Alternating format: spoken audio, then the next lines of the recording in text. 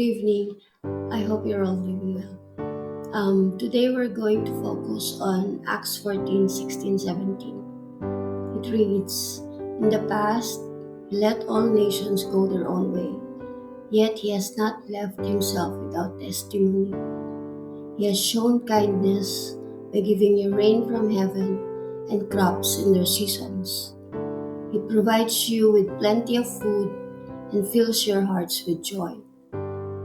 Paul and Barnabas are in Lystra during this moment, and they have just performed an incredible miracle by healing a man who had never been able to walk. Naturally, the locals are astonished and start thinking that these two men are gods that came down to earth. They even try to offer sacrifices to them. But Paul and Barnabas, with their humility, tear down their clothes and cry, "No, we're just people like you. Turn to the living God instead." And then Paul gives this beautiful explanation about who God is and how He has always been present and caring, even when the people didn't realize it. Verse 16 says, "In the past, He let all nations go their own way."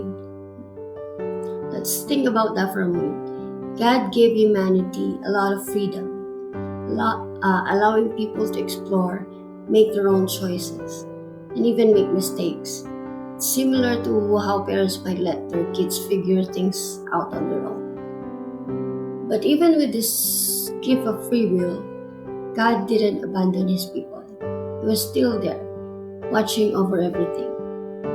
And in verse 17, Paul says, "Yet he has not left himself without testimony."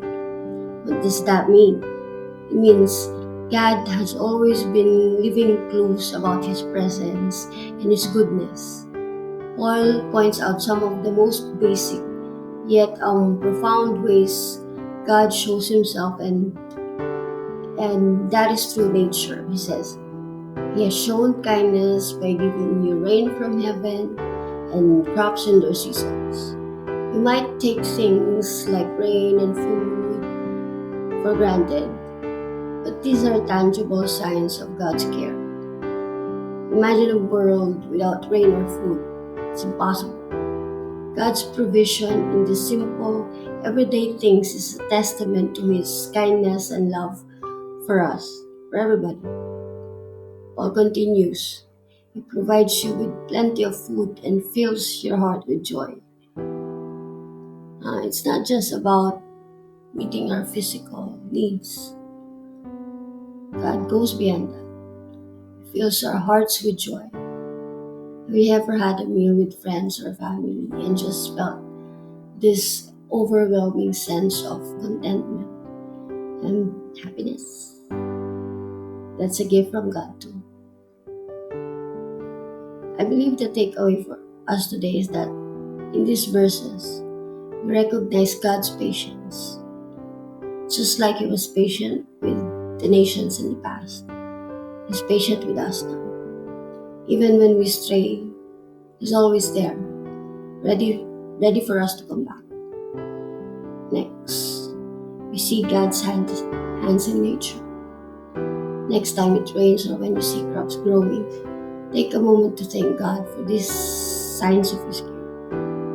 The reminders that He's actively involved in our world.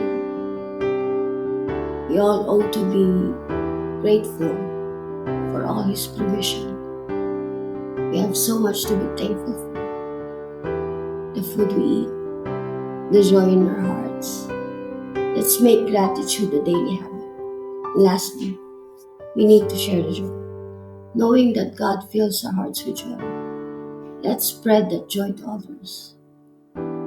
Let's be kind, be loving, and share the good news of God's care with those around us.